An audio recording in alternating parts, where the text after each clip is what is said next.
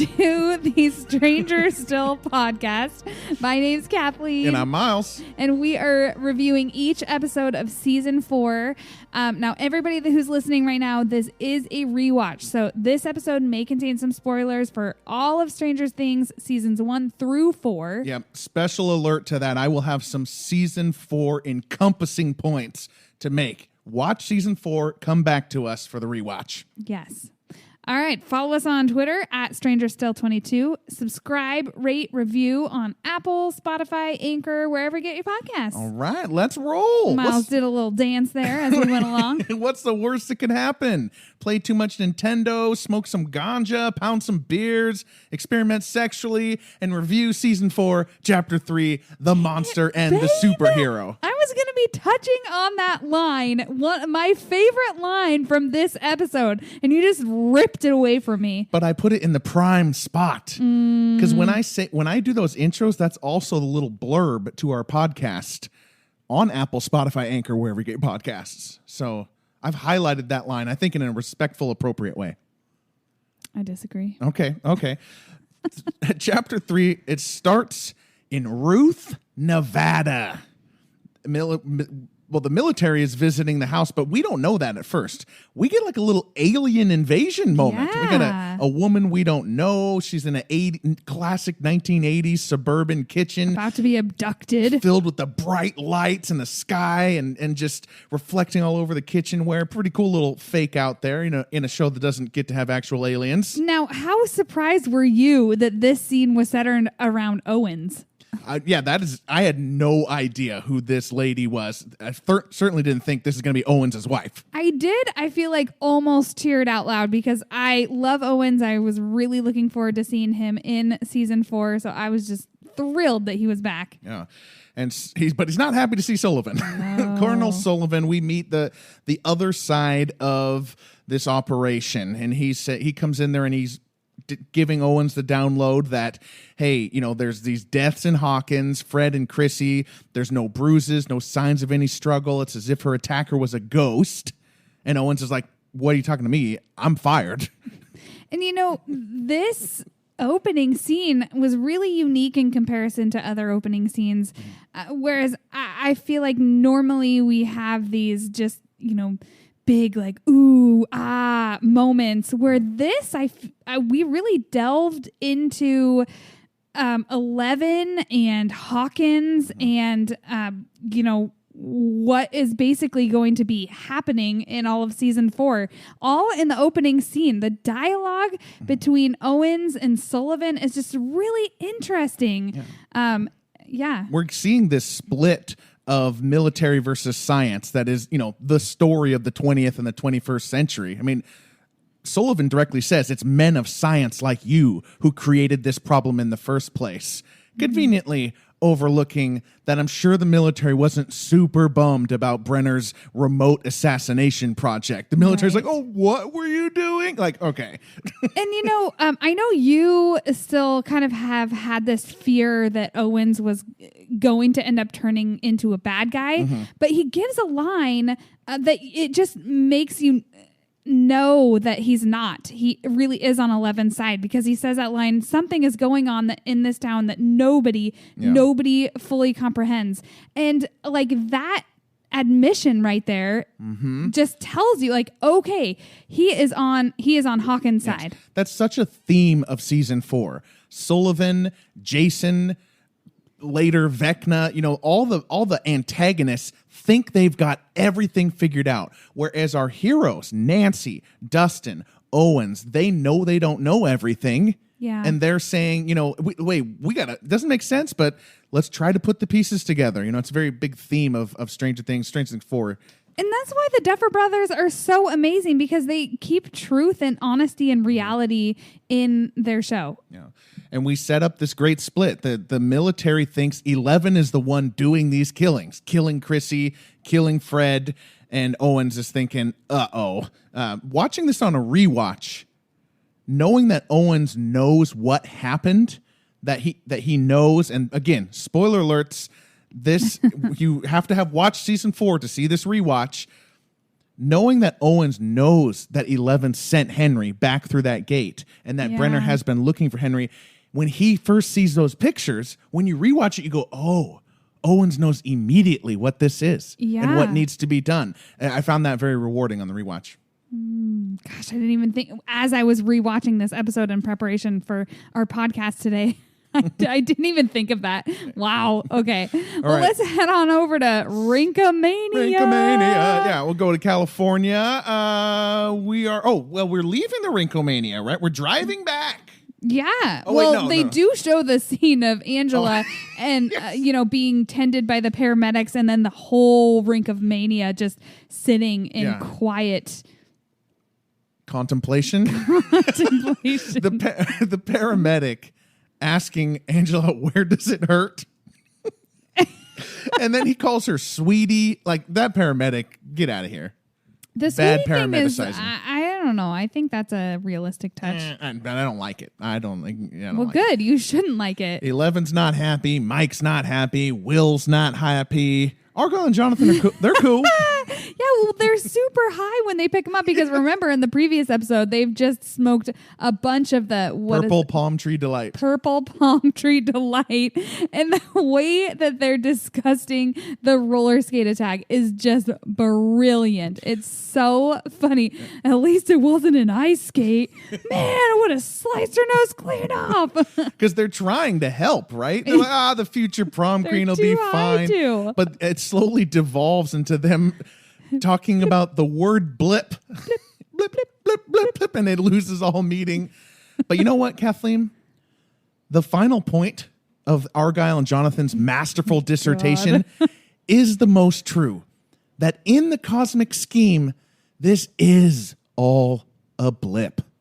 Well, our whole lives exactly. are just a blip. Oh, exactly. Boy. Okay. They're right in the end, babe. They're right in the end. Go. It's all a blip, babe. Anyways, they slowly pan out to 11 and her internal struggle. Mm-hmm. And then it just you go from their blip blip song to like this opera song. And then we're right there, boom, in the buyer's house. And who's there? Murray. Hope you kids like risotto. Another amazing scene too. I love Murray. He's so funny. He gives us the comedic relief that we need after all of the heavy stuff that we experienced this season. Yeah, I love this whole dinner as Joyce is trying to tell them that she's going to Alaska on a business trip. I love that her and Murray have clearly prepared this conversation, but Joyce improvises that. I'm going to the Alaska, what does he say, for the Britannicas? Yeah, Joan and Brian Britannica. The kids miss that. But there are no Britannicas, okay? The Britannica first came out in like the 1700s. There's so many good lines, too. Like Jonathan is super high saying to Argyle, can you hand me the olive oil? And he's just like, it's wine, man. Jonathan, does he ever get to be the comic relief at any point in the previous? Probably the first time that he is funny in the entirety of Stranger Things. I was cracking up. And because they talk about the Alaska thing, and then it's like 1 minute later, and Jonathan's like, wait what? And Jonathan and Argyle do a great job. My God. We've talked so much about how hard it is to act high, but it's also good writing because high characters, I wanted to point out, like, Argyle and Jonathan, they don't miss everything. There are many cases which a character says something to Jonathan and Argyle who are high, and they just understand it. It's like not everything has to be like the character being like completely burned out, man. Well, I also love the interchange between Murray and Argyle. Like, first off, Murray is like, who is this? Yeah. And then, Argyle's explaining what happened earlier in the day. This girl got schmacked at the roller rink. And Murray, schmacked? Vicious skate attack.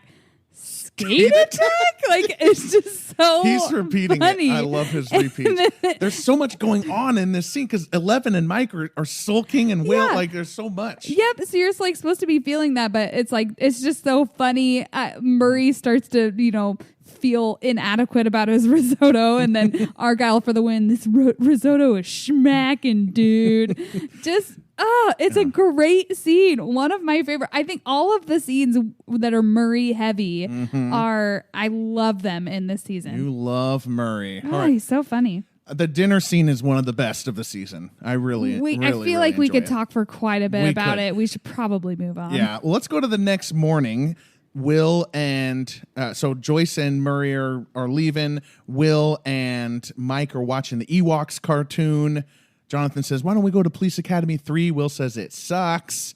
And Mike brings up some Eggos to 11. And then we'll talk about that fight. Sure. No, this is such a deep scene, and I almost chose it for my feeler moment, but I ended up choosing something that was just like a little bit more unexpected. Yeah, Mike says, hey, why didn't you tell me you weren't doing well here? I could have helped. I've been bullied my whole life. And 11 says, no, it's different. And Mike, so, okay, how, what don't I understand? And 11 says just the most crushing line of the season. I am different. I don't belong. I do not belong. I am different. I do not belong. You mean in Lenora? Anywhere. That's just, man, that is so crushing. And we called Elle naive last episode about how she's going to keep up this lie. But unfortunately, she's not in her element. Her element is being in a locked room in a lab being experimented on.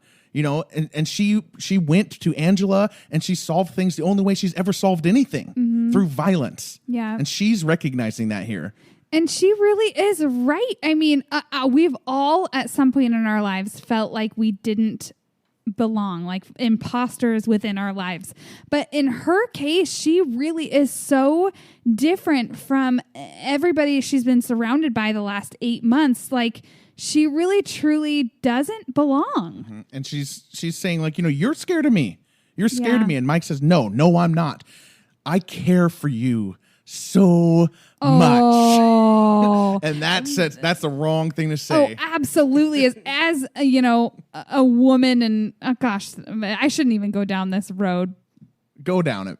Well, I feel like oftentimes in my life, I've encountered men who felt like they couldn't show their emotions, and how frustrating it could be as a woman. Like, come on, you just tell somebody how you feel. I know. Go. Yeah. Yeah. I wrote down when we entered this scene, why doesn't Mike just open up the windows and say, I love you, Jane, 11, Eleanor, Hopper, and, just shout it out to everybody. But we do get kind of a what I feel is a very adequate explanation. Yeah, absolutely. Later in the season, when Mike is basically, saying, we'll talk about that.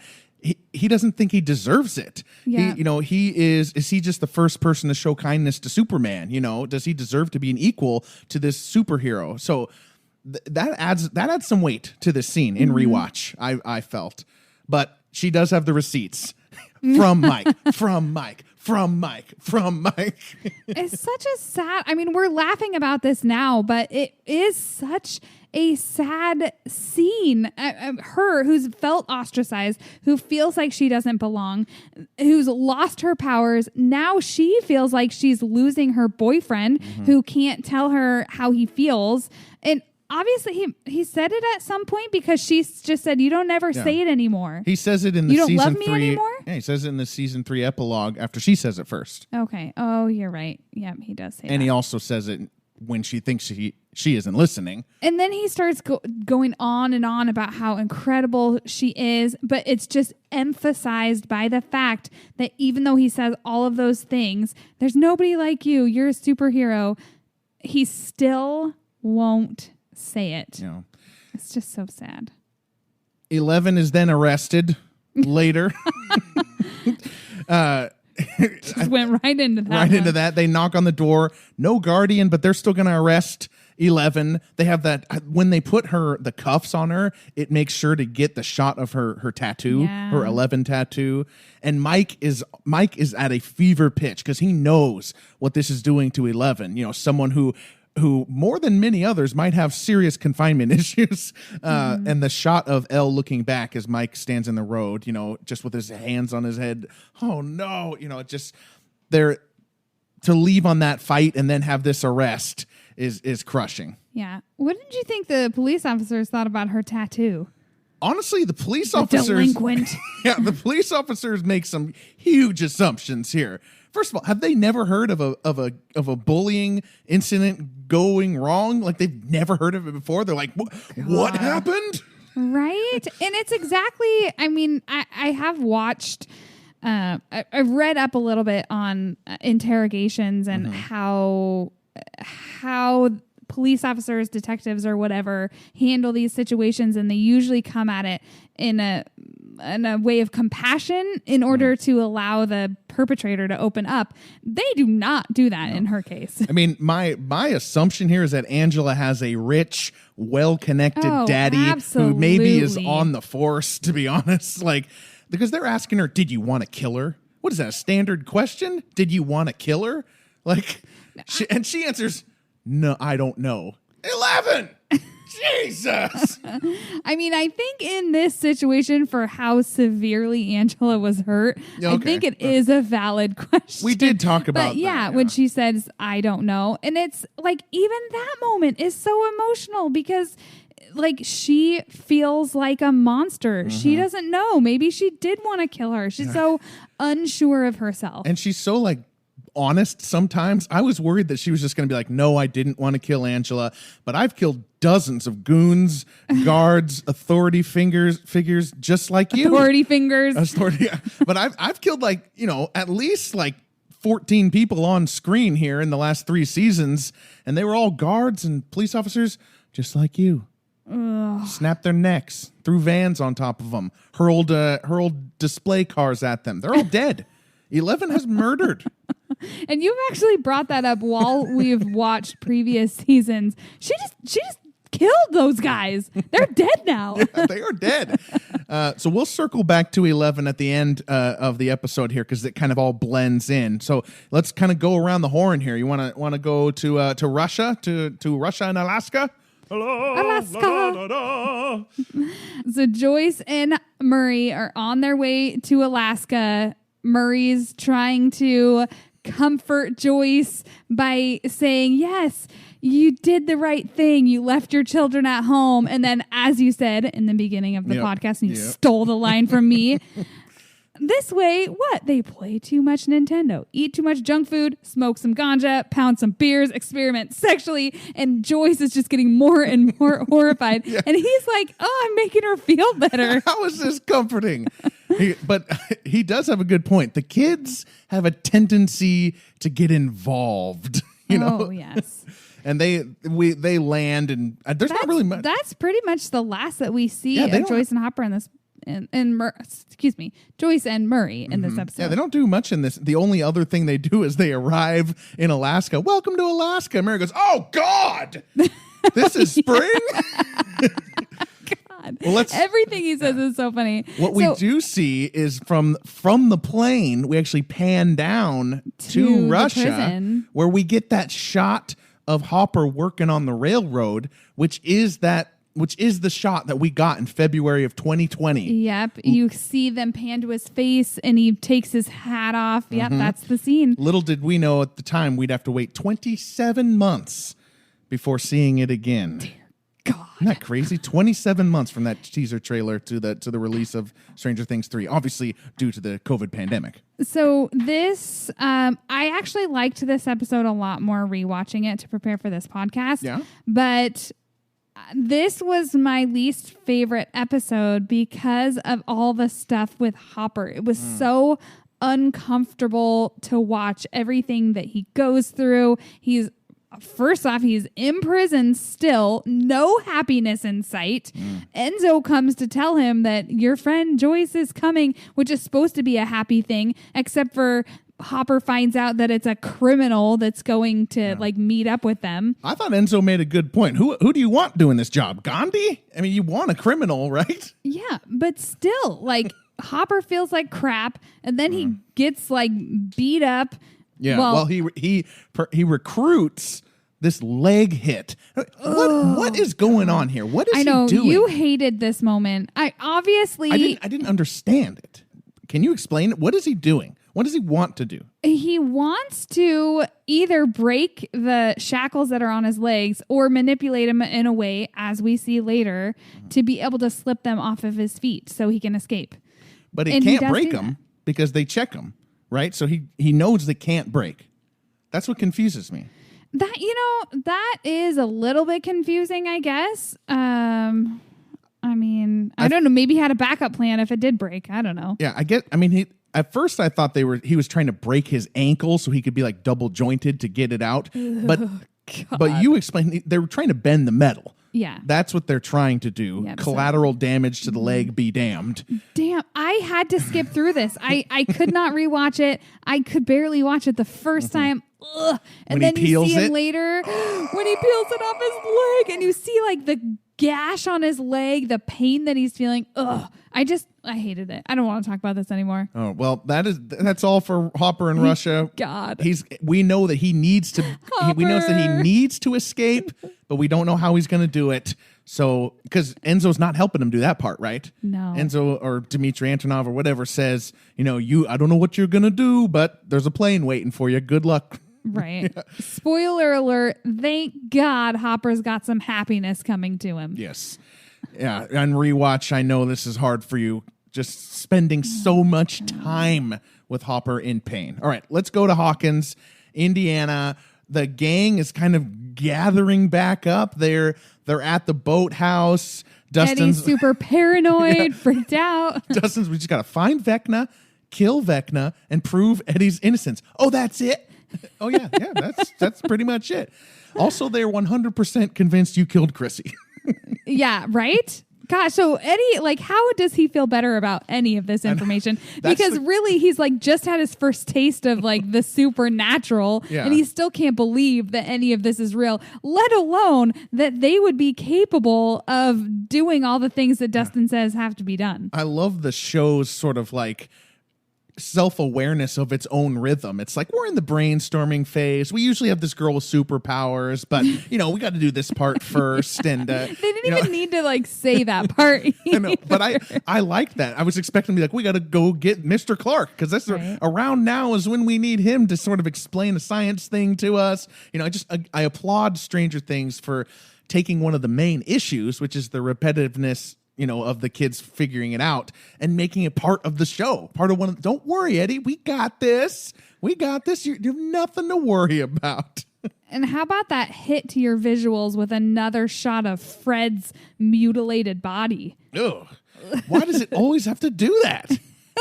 The shock factor. I guess Gotta keep you on your toes. I guess so. They hear the sirens going by. Eddie's got to get under the tarp, but they're not. They're not going to find Eddie. They are going to Fred's horribly disfigured body in the road. That moment when Nancy looks up and she sees them all pull up. It's the look of relief that my friends are here that I've gone through all this terrible stuff with before, but also the sadness that it's not over. That she just watched somebody she knew. She found somebody she knew died horrifically, and the upside down is not gone. Yeah, Nancy does a great job. You explained it perfectly. There's relief that they're there, but sadness that it's still going. That's exactly right. So they go to the trailer park to a picnic table there, and they're kind of discussing the theories. Vecman, the freaky wizard, is attacking with a spell or a curse, trying to figure out what Fred and Chrissy have in common. I love Steve's they had the trailer park in common. Should we not be here? I know that moment. I love it, and I love Dustin's annoyance at Robin getting all the names wrong. Dustin, over the course of 4 seasons, he's we're trying to build a world here. They're demodogs, okay? It's the Mind Flayer, okay? It's Vecna. Jeez, come on, people. But they make a plan. They split up.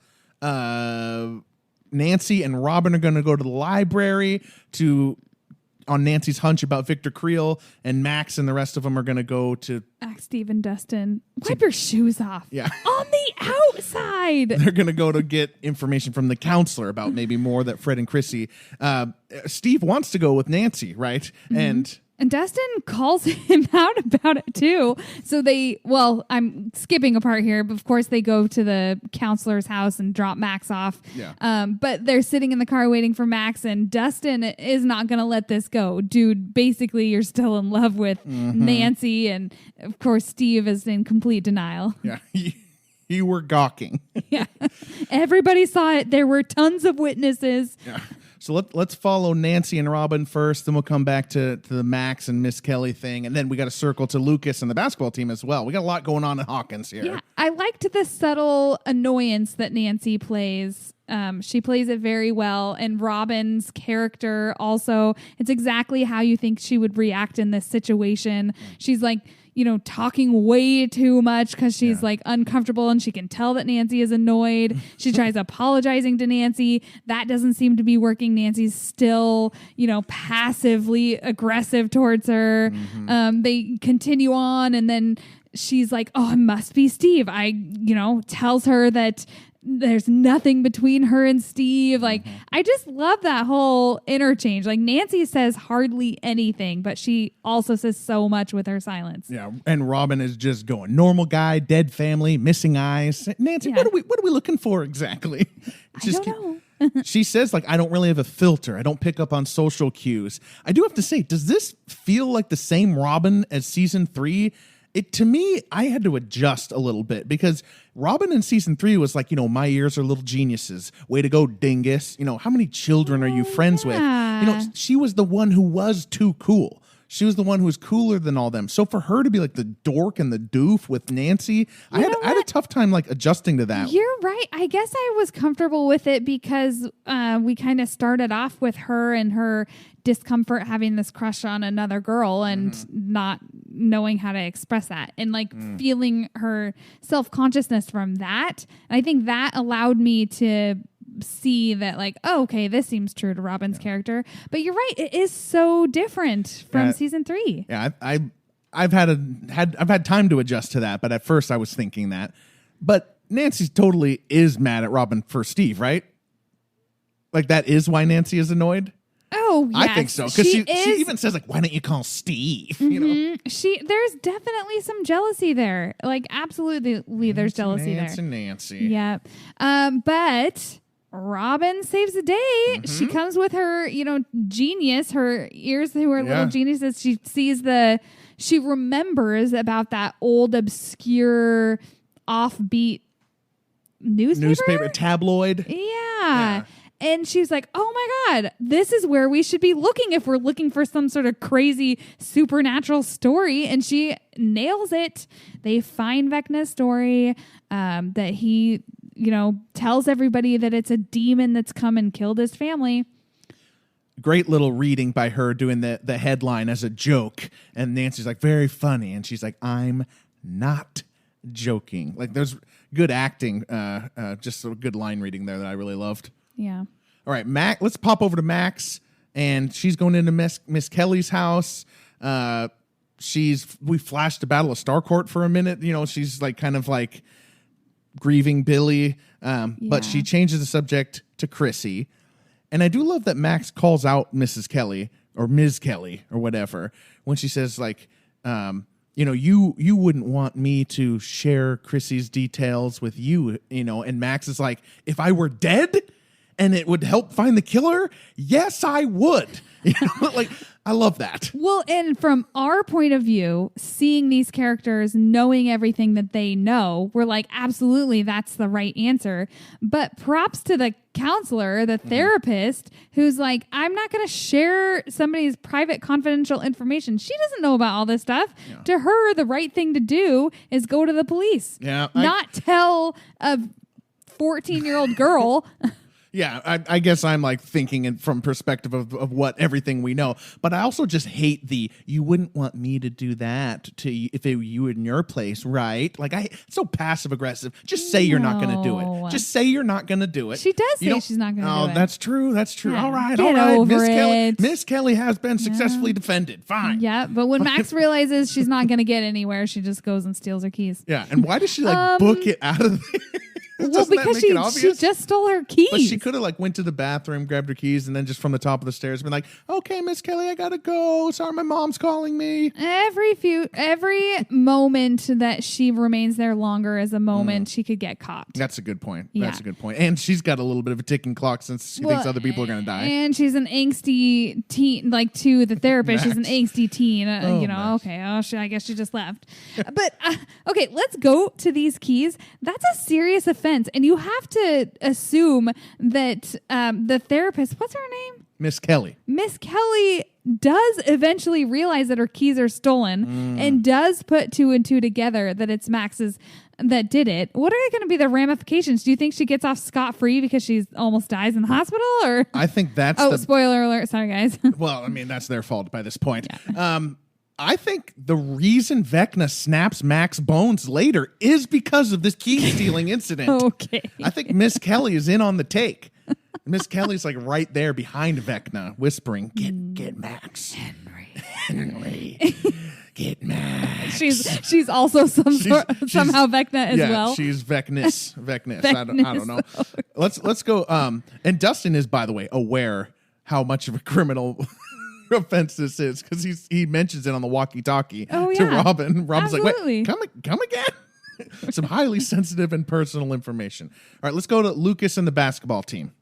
Still at Benny's. What did he just spend multiple? He must have spent multiple nights there because you see him wake up and walk out to see the Jason group, douche group. I don't know what we're calling them. Douchebag group is great. Douchebag group or basketball team. Is this what we wanted for Benny's Diner? No, absolutely not. We only had Benny for a short amount of time in season 1, but he is beloved. He is beloved. He was and great. How dare they?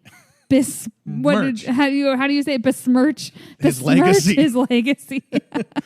And Lucas is unsure. Jason's like, "Hey, we're gonna go kill Eddie. He's gonna poop his pants and stuff like that." But Jason's gonna poop his pants. Just narcissistic attitude. Like, "Hey, you'll still be one of us. We're just gonna beat him up. And it's the most important thing in the world. Killers. The most important thing in the world to Lucas, from Jason's perspective, is being one of us. And that is truly what he's grappling with in this Lucas? season. Lucas, yeah. Okay. So he really does feel that way. You see that in several scenes. Now, did you ever at any point think that Lucas was going to betray his friends and move over to the other side? I was definitely at least thinking it was possible because Lucas has always been kind of the one to think, we could do better. We could. I mean, he says that at the beginning, that, hey, I don't want to be bullied anymore. I was at least thinking it was possible, especially this early in the season, that he could betray and then later return. Mm-hmm. So I felt that. I never truly thought that he would really have any big betrayal of them. They definitely hint at betrayals especially through this episode. But Lucas, if you guys have been listening from the beginning, from season 1 when we started doing these podcasts, it took a long time for Lucas, the character, to win me over. I didn't really like him as much. I thought he was mean, but I now love him. He's one of my favorite characters, and I just think he's very loyal to his friends. Mm-hmm. And he's definitely going through this crisis, this identity crisis, going through puberty and making new friends and wanting to be popular. But his alliances are always going to be with his friends. Yeah, I agree. I'm really glad that he didn't, because it makes sense. His loyalty, he is very discerning. He is the one who says 11 might be tricking us. She might actually be evil in season 1. So he was the antagonist for a little bit in season 1. So you can kind of believe this in season 4 that maybe he does it.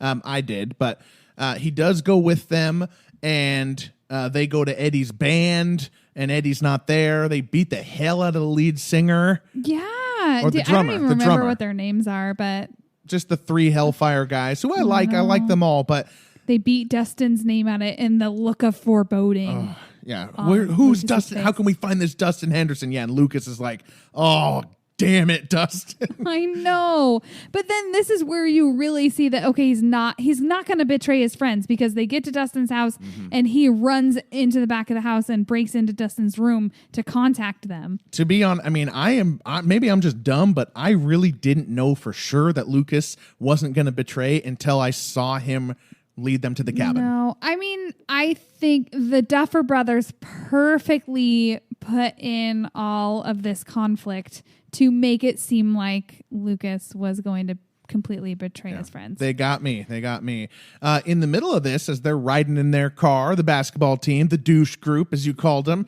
Vecna connects to Patrick. Yeah.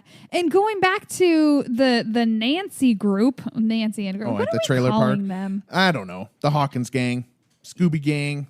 A lot of people call them the Scooby gang because of the relations to Nancy as Daphne, Robin as Velma, Steve as Fred, Eddie as Shaggy. I guess Dustin as Scooby-Doo. I don't know. I don't know how it all works. Okay. Well, the Scooby game is this scene comes when Nancy and Robin are leaving together, and the rest are leaving together, and then the scene slowly morphs into the ceiling at Eddie's trailer. The crack starts getting bigger. Then we see Vecna suspended by the vines. In that, I just thought it was a really interesting scene where he's searching consciousnesses, searching these kids for the right one, the right amount of guilt. Yeah. And he lands on Patrick and it snaps to them in Jason's car. He suddenly gets a horrible headache and his nose starts bleeding. It's just really cool the way they did that. Yeah, and we hear a little bit of his abusive father as Vecna goes into his mind. So that's what's up with Patrick. Yeah. And as Vecna, hooks to the Wi-Fi, the tentacles upside down Wi-Fi.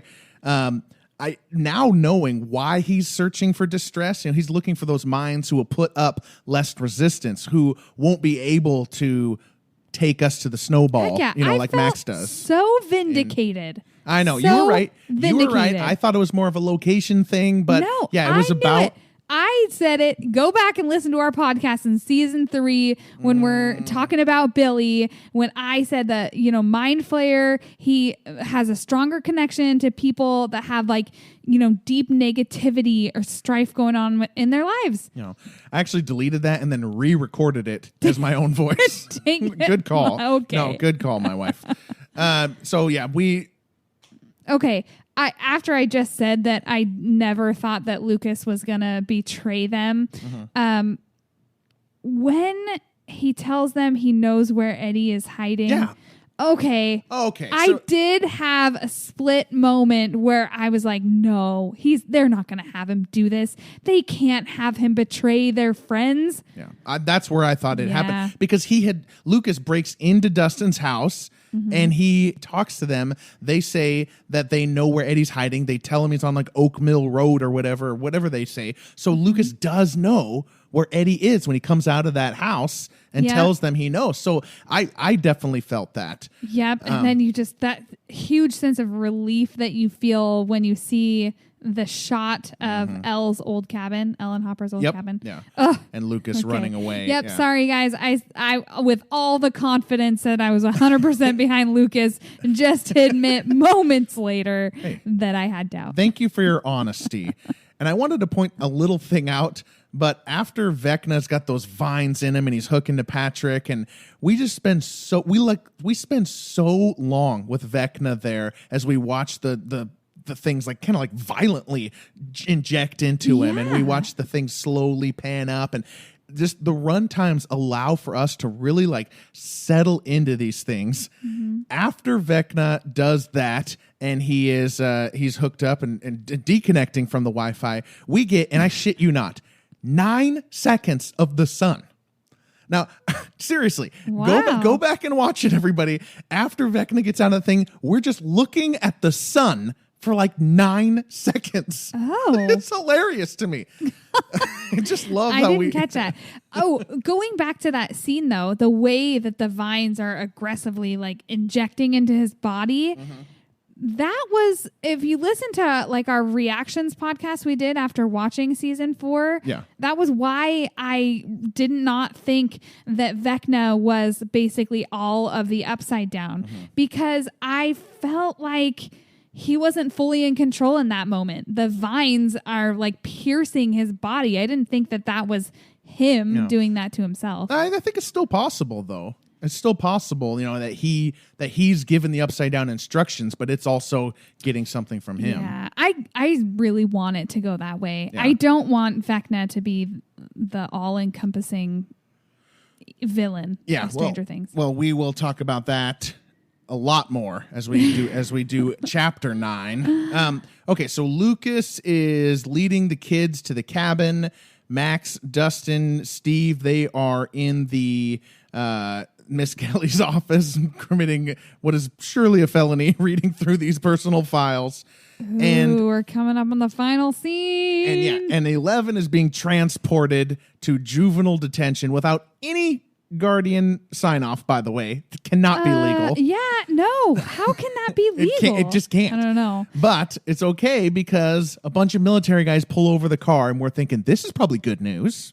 Did you think that? No. Oh, God. Because I didn't. I was like, oh, no. Yeah, I thought it was Sullivan. She's going to get killed. Yeah, exactly. Absolutely thought it was Sullivan. Wasn't expecting Owens to get out. But as I felt like Owens was the hero in the beginning of this episode, I did have a moment of doubt in this moment that, like, was he somehow sent by the government in a bad way? Like, do we fully trust Owens? Yeah. Which I definitely do now, but I did have a moment of doubt. And the first person we see isn't Owens. It's this woman who it shows from like her feet to her head. Yeah. I remember saying, oh, that's a bad guy. I remember saying that. Yeah, because the parallels to the blonde gal that 11 kills in season 1, the gal that killed Benny. Killed Benny. Rest in peace, my friend. She, like, so much looked like that woman. I mean, like, the way she's dressed, the way she's presented, that's why I thought it was evil. I thought she was bad. I think that makes total sense. And they kind of wanted us to think that. And Owen, we still grappling with, is Owens good or bad or medium? I think the show still plays with that, especially since Owens is played by Paul Reiser, who did the betrayal in Aliens. So Dr. Owens takes 11 to the diner, which, by the way, I'd just like to ask, are any of the other people hungry? That's not their job. Okay. Their job only Owens is to and keep 11 get to 11 eat. and Owens safe. Okay, well, there's a diner right there. The purpose they're there is not to eat. Job. The purpose is to have somewhere to sit down. Okay, but they do order, though they don't eat. Yeah, because you can't just go to a diner and sit there and not order anything. Okay, it wouldn't be natural. Come on, Miles. 11 does leave those waffles sitting there. By the way, she leaves Mike's Eggos sitting there earlier. So 11 ditches a total of 4 to 5 waffle/Eggos in this episode. That's very out of character for her. See, she's losing herself. We don't know how many she eats off screen. This final scene was super cool because you have Owens telling 11 basically, we need her. Your friends are in danger. A war is coming to Hawkins. What a line! It like becomes a trailer. Like this end here just becomes like a trailer. Oh, you fought this evil before, and you've won. And you. I believe you're one of the good ones, and the audience is giving. We're seeing the season 1 climax, season 2 climax. Like we have to flash back to it because we're so stupid we can't remember it. But Miles hates the flashbacks. But we are getting like the stakes. Yeah, and it's intercut with all of the people that we care about. It's intercut with Lucas. Yeah, this is where telling them he's sure Eddie's there, but then he runs off. And then Owens is literally dubbing over, and you see Hopper in prison doing push-ups. He's saying more about how we need 11. And then you go to Max comparing the files that she finds on Fred and Chrissy and realizing the parallels between what's going on in her own life. Oh. And then you get near the climax and you have 11. What if I'm not good? What if I'm the monster. Just, oh my God, it all fits together so well, like a trailer. It like really is. This really feels like this is the preview almost, the setup. And I like that they everybody's separated. Yep. But they show everybody in little clips, and it lets you know like they are still important. They're not forgetting anybody. They're all still relevant to the Stranger Things storyline in season 4. Yeah. And then she says, "My friends in Hawkins, are they in danger?" And Owen says, "I'm afraid your friends in Hawkins are very much in the eye of the storm." And that's when Max is popping the pills, nose bleeding, flashbacks to Billy's death. And she turns around, they're saying, "Max, Max, Max." And then Vecna, "Max." And you're like, no! Max is the next victim. I love the symmetry of episodes 1, 2, and 3, chapters 1, 2, and 3 of this season. And it gives weight to the danger that Max is in, because chapter 1 ends with Chrissy hearing Vecna say her name and then levitating her and snapping her bones. Chapter 2 ends with Fred hearing Vecna say his name, levitating and snapping his bones. So to have it come to Max at this moment, we've got this rhythm of how kids die. You know, it's terrifying. Yes. And I would have thought she's going to die, but I had already seen in the trailer that she had levitated at the graveyard, so I knew. Which you were very pissed about that. I wasn't very pissed. No, like, I wasn't would say you were like foaming at the mouth. No, it was very disappointing to you. I'm just kind of bummed. I am bummed about it because I would have rather experienced it. But as soon as Chrissy levitated at the end of chapter 1, I knew Max is going to be one of these, and that kind of sucks. Yeah. And I do stand by your conviction to try not to watch trailers. I'm not strong enough to do that. I will, but I do think it's the right choice. Yeah, I will not watch trailers for things I know I'm already going to watch. You know, but I will watch. I do watch trailers to decide if I want to watch something. I think that's fair. But I do love the symmetry. Fair. That is fair. That's fair. I love the symmetry. And in a binge model, to have episodes 1, 2, and 3 have endings that we can kind of all think of immediately, that's really cool. Yeah. And we cut to black, and the Owen speech has ended, and then we do see her see the clock in the dark, and she's walking and is there at the end of the high school hallway. Says Max one more time, and then it goes silent, and then you just like see a quick flash of Vecna's face. Oh yeah. Ugh. And that's meant to stab us. Like, oh yes. No, one of our main characters is in mortal peril. They're trying to hurt us this season. They are trying to hurt us. That was a stab. Okay, are you ready for? We'll round out the episode, every episode, with a feeler moment, music moments, and a final question. Hit us with your feeler moment, Kathleen. All right. Well, this was a tough one. There was lots to choose from, but ultimately I decided to go with Lucas in the moment. Miles is pumping his fist. He's super excited. But it's the moment when the Jason and them get to the Hellfire team members. Band practice. Thank you. That's Corroded Coffin. Put some respect on their name. Sorry. Okay. Corroded Coffin. And Lucas denies knowing them at all. And I wasn't angry at Lucas in this moment because I can really relate to that. I wasn't super popular. I did have a lot of friends that were popular, but I always was wanting to be in the popular group. And I feel like you do get those moments where the popular kids are making fun of kids that you are actually friends with in another context and feeling like you should be sticking up for them, but you don't because you're afraid that, your popular friends won't like you anymore or you'll be shut out of the popular crowd. So I could really relate to that moment, and it was just super sad. And then you also feel sad for the Hellfire members when he denies knowing them, and they're like, "What are you talking about? We're friends." The bassist like, "Lucas, what the hell?" Yeah, there's a heart in his. It's very, especially for the outsiders who aren't part of the popular crowd. They have this friend that's like deciding to leave them to be cool. Yeah. It's just a really super sad moment, very relatable, sad all around. Yeah, and Lucas does recognize, the reason I pumped my fist about this is because I had a Lucas point, and I was trying to figure out how to get it back into the episode here. But Lucas does realize that the nerds are right and the cool kids are wrong before he ever learns that the Upside Down is involved here. He's betraying them, but he does not know the extent of Chrissy's death. He doesn't know what the body was all mangled and stuff. He doesn't even know about Fred's death.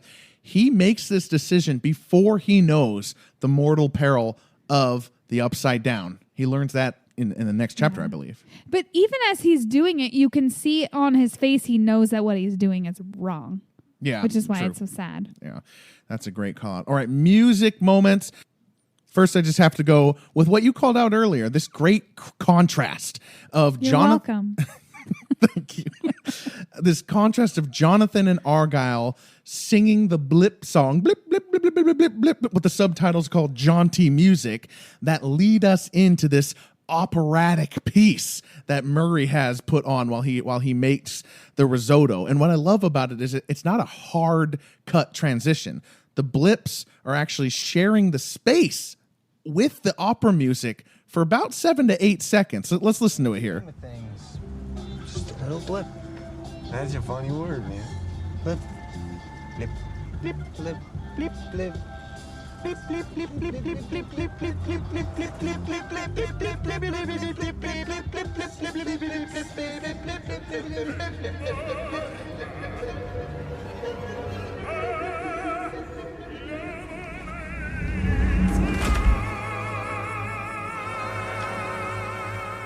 And the reason they're able to do that is because we get this emotional moment with 11 staring out the window in pure misery, and so it can kind of fade and muddy and reverb a little bit.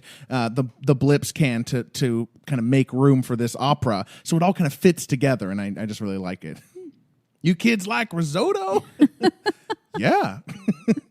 And my other music moment is the music under Owens' speech to 11 in the diner. There's this very beautiful soaring vocal part that comes in. And I actually had this as something I had cut from our Battle of Starcourt episode because I knew it would be back. When Owens shows up in the Battle of Starcourt, chapter 8 of season 3, I had planned to talk about it as those helicopters come across to the mall. We hear these angelic voices, almost like elvish, like Arwen and Galadriel of Lord of the Rings, like singing these little parts here. And I don't know if that's like Owens' theme or whatever, but as he says, like, what if I told you I could bring back your powers? That elvish overseer vocal comes back as he talks. And obviously that's not a common thing for Stranger Things. Let's listen. I believe they're wrong. I believe you're the cure. And that's why if we're really going to do this, I'm going to ask that you leave with me now. The reservation is under buyers. But you should know there is a very real possibility this program fails. And if it does, you will never see your friends again. Just that. It's really, I recognized that music and I knew it played in the previous season, but I couldn't remember where. I was thinking it played around Billy, maybe around his death, but I just couldn't remember exactly when it was. It's a great track. The prophecy of the elvish overseer synth, or that must be a real vocal, right? It sounded real to me. Yeah. We also have the driving synth as always. But what's interesting too is that part, that ooh, ah, ooh, that little part there becomes an electric guitar when they start talking about Max. Oh, so really? Let's listen to when it starts pivoting to Max.